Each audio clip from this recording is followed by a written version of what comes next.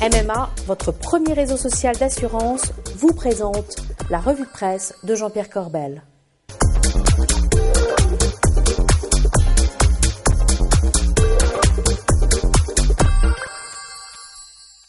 Bonjour, c'est mardi et c'est la revue de presse. Jean-Pierre Corbel est toujours en Argentine et nous allons le retrouver par liaison satellite. Alors Jean-Pierre, où êtes-vous ? Hola, que tal, Bogdan? Oui, je devrais être avec vous aujourd'hui, mais l'aventure continue. Je suis bloqué dans la tempête au large de Montevideo, port de Buenos Aires fermé. Mais bien sûr, j'ai continué à suivre l'actualité pour vous. Et vous avez tout compris ? Évidemment, et en premier lieu, les promesses de notre Premier ministre de combat. Même si les promesses n'engagent que ceux qui les écoutent, selon la formule consacrée, écoutez Manuel Valls. Pas de recours à l'impôt, parce que les Français ont été assommés depuis 2010 par près de 60 milliards d'impôts. C'est bien qu'il en ait pris conscience, non ?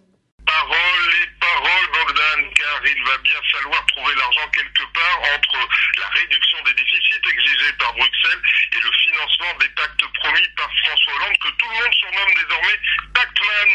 Écoutez les inquiétudes légitimes de Jean-Claude Mailly à sa sortie de Matignon. Quand nous avons abordé quelle cotisation salariale va être abaissée pour les salariés au SMIC, la réponse qui nous est faite, c'est l'assurance vieillesse.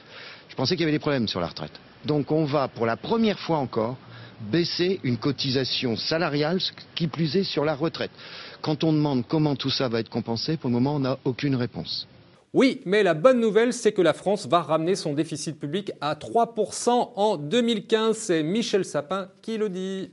Sauf que la Commission européenne ne semble plus y croire, prévoyant de son côté un déficit français à 3,9% en 2015. Un autre qui ne veut pas y croire, c'est Arnaud Montebourg, l'alter ego de Michel Sapin à Bercy. Et ça, c'est le couac. Les deux ministres sont allés le même jour à Berlin la semaine dernière, mais dans un avion différent. Et écoutez ce que dit monsieur Montebourg. Il faudrait par exemple revoir, monsieur le ministre, ce fameux rythme de baisse des déficits publics imposés par Bruxelles. Si vous voulez, la question des comptes publics est une question accessoire par rapport à la croissance. La croissance, c'est elle qui crée des emplois. Les comptes publics, ça ne crée aucun emploi. Ça peut même en détruire. On va laisser la conclusion à Nicolas Dos, qui s'est trouvé de belles images. C'est vraiment du pile ou face, où la pièce doit pour la première fois retomber en équilibre sur la tranche. Ça se produit assez rarement si vous essayez de jouer à pile ou face, véritablement. L'autre actu, c'était le retour de la Grèce sur les marchés.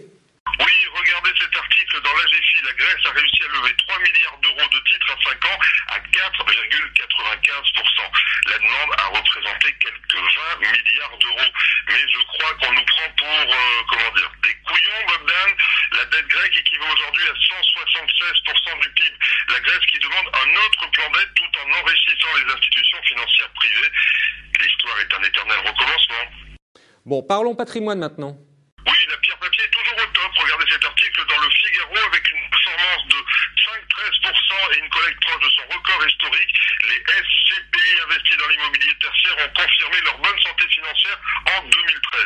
L'année 2014 semble s'annoncer sous les mêmes auspices et les arbres montent au ciel, Bogdan. Tout le monde le sait, bien sûr. Allez, on passe au top flop. On commence par un flop à Cardiff Assurance. Regardez cet article dans Les Échos. L'ACP inflige un blâme, assorti d'une sanction pécuniaire, écoutez bien, de 10 millions d'euros à la filiale de BNP Paribas qui a tardé à se conformer à la loi de 2007 relative aux contrats non réclamés. Alors c'est quoi ? C'est en fait le fait de rechercher activement les bénéficiaires. Cardiff qui de plus n'a pas pleinement appliqué une autre disposition de la loi visant à automatiser la revalorisation des sommes dues au titre des capitaux d'essai. Oui, ça fait mal et ça n'est pas bon pour l'image. Un top maintenant ? Ça bouge sur la collecte de fonds. Regardez le classement du premier trimestre de notre partenaire Cantalis. DNCA aux 2 premières places confirme son nouvelle star. Sur le podium, le fonds qui monte, Nordea Stable Return et toujours dans les 5 premières places, CPR et Amundi qui collent au classement avec Amundi Patrimoine et CPR Croissance Réactive. On sent bien que les cartes changent de main et que les allocations devront être plus pointues face à la volatilité des marchés. Et on finit par votre mot pour rire. Oui, avec, écoutez bien, la première décision majeure du gouvernement. Attention, c'est une décision qui fait du bruit. Regardez. pour être concentré sur ce que nous avons à faire, le président de la République a décidé qu'il n'y aurait plus de portable au Conseil des ministres. Merci Jean-Pierre. En vous écoutant, vous ne m'ôterez tout de même pas d'un doute. Est-ce que finalement votre absence ne se bornerait pas tout simplement à ça? So we will get that schedule revised and sent right out to you, sir. That sounds good. Listen, I should be back in the office on Tuesday. I'd like to see an updated P&L. Very good, sir. Yeah. We're all over it. Not a problem. Take care.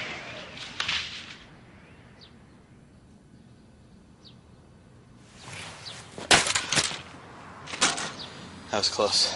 Yeah, that was close. I can still hear you. I think we're good. Yeah.